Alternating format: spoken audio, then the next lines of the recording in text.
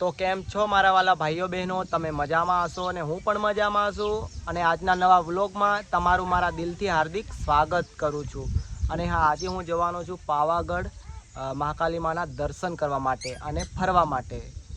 તો અત્યારે હું નાહી ધોઈને તૈયાર થઈ ગયો છે, કમ્પ્લીટ તૈયાર થઈ ગયો છે અને દિવસના વાગ્યા છે અત્યારે 11.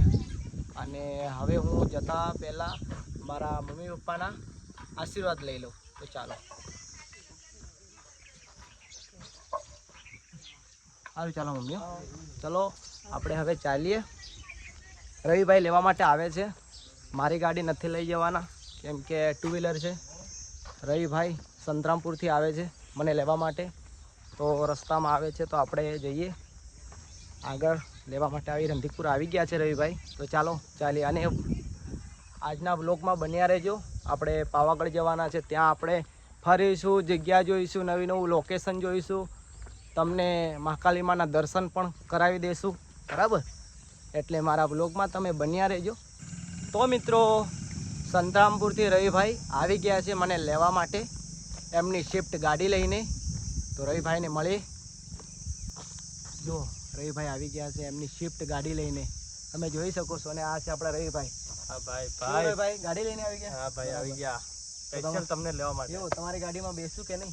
અરે તમને જ લેવાય તો તમને જ દેખાડો પડે કે. તો બરાબર. કેવું ભાઈ? તો મિત્રો, અમે રવિભાઈની સ્વિફ્ટ ગાડીમાં બેસી ગયા છે. તમે જોઈ શકો આપણા રવિભાઈ કેટલી મસ્ત ગાડી ચલાવે છે. નવા ડ્રાઈવર છો? ના ના, લાયસન્સ બધું આપણી ગાડી. અને આ મુક્કાભાઈ પણ મુક્કાભાઈ જ છે, સેમ આપણે જેવા ચહેરો દેખાય ને આપણે જેવો. તો ચાલો, કઈ વાંધો નહીં. અને વ્લોગમાં બન્યા રહેજો. જ્યાં સુધી આપણે પાવાગઢ જોઈએ ને ત્યાં સુધી વ્લોગમાં બન્યા રહેજો, બરાબર? અને રસ્તામાં કોઈ નવું લોકેશન જોવા મળશે તો આપણે રસ્તામાં બી તમને હું બતાવતો રહીશ, બરાબર?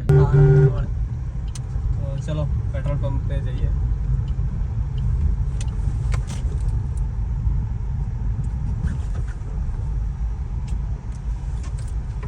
ચલો, આવી ગયા છે આપણે પેટ્રોલ પંપ ઉપર. મિત્રો, આપણે પેટ્રોલ પંપ આવી ગયા છે. અમારા રવિભાઈની ગાડીમાં પેટ્રોલ ભરાવી રહ્યા છે. મજામાં ભાઈ? શું નામ છે ભાઈ તમારું? ધર્મેશ પટેલ. પેટ્રોલ પંપે દેવગઢ બારિયા, બરાબર? કોઈ વાંધો નહીં, ભરાઈ દીધું. ચાલો, પેટ્રોલ ભરાઈ ગયું છે, બરાબર? હા, મળે પાછા મળે ભાઈ.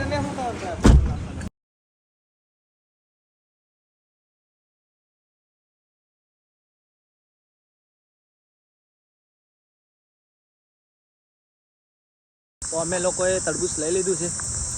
હવે ગાડીમાં બેસીને આરામથી ખાશું. ગરમીનો મોસમ છે. અત્યારે કેટલા વાગે ખબર નથી યાર. રવિભાઈને ખબર હશે. કેટલા વાગે રવિભાઈ? કેટલા વાગે? 1:24 થઈ છે અત્યારે. 1:24, બરાબર? તો હવે નીકળીએ. હવે તરબૂચ ખાશું થોડી વાર રહીને. તો મિત્રો, પાવાગઢ જતા પહેલા ચેલાવાડા બાબાદેવનું મંદિર આવે છે. તો પહેલા તો આપણે બાબાદેવના દર્શન કરી આવીએ, પછી જશું આપણે પાવાગઢ. અને હા, મારા ખાસ મિત્ર પણ ત્યાં આવવાના છે. તમે જાણતા હશો, ટીમલીના કિંગ નર્વદ રાઠવા પણ આવે છે. તો એમને પણ મળીશું. એમને મળ્યા પછી આપણે બાબાદેવના દર્શન પણ કરીશું. તો ચાલો જઈએ. તો મિત્રો, આવી ગયા છે અમે ચેલાવાડા બાબાદેવના મંદિરે. કેવું છે નરદભાઈ? કેવું છે? કેમ છે મુકેશભાઈ? કેવું છે? આવી ગયા એમ ને? હો, આવી ગયા. તમને નરદભાઈ આપણા ટીમલીના કિંગ મળી ગયા છે. તો આપણે થોડી વાર વાતો કરીએ નરદભાઈ જોડે, પછી આપણે દર્શન કરવા જઈશું બાબાદેવના. તો મિત્રો, અમે નરદભાઈ જોડે મળી લીધું છે, વાતચીત કરી લીધી છે. અને નરદભાઈ અમારા યુટ્યુબ ચેનલ માટે કંઈક બોલો, મૂકો દેશી બોલ. જય માતાજી મિત્રો, અમે આજે બાબાદેવના મંદિરે મળી ગયા છે મુકેશભાઈને બધા. તો મારા ભાઈની યુટ્યુબ ચેનલ સબસ્ક્રાઈબ કરો, લાઇક શેર કરો અને સપોર્ટ કરજો. જોરદાર બ્લોગ તમને જોવા મળશે. જય માતાજી. જય માતાજી. ચલો મળીએ. ઓકે, પાછા મળીશું. તો મિત્રો, અમે આવી ગયા છે બાબાદેવના મંદિરે.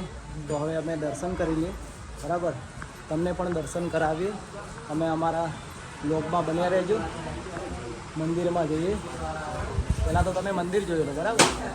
બાબાદેવનું મંદિર જોઈ શકો છો.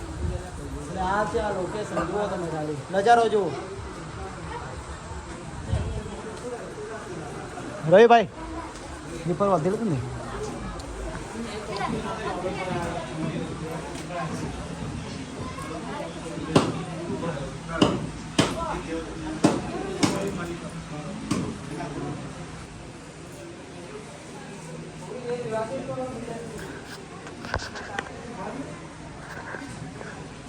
તો મિત્રો અમે લોકોએ દર્શન કરી લીધા છે બાબા દેવના બરાબર.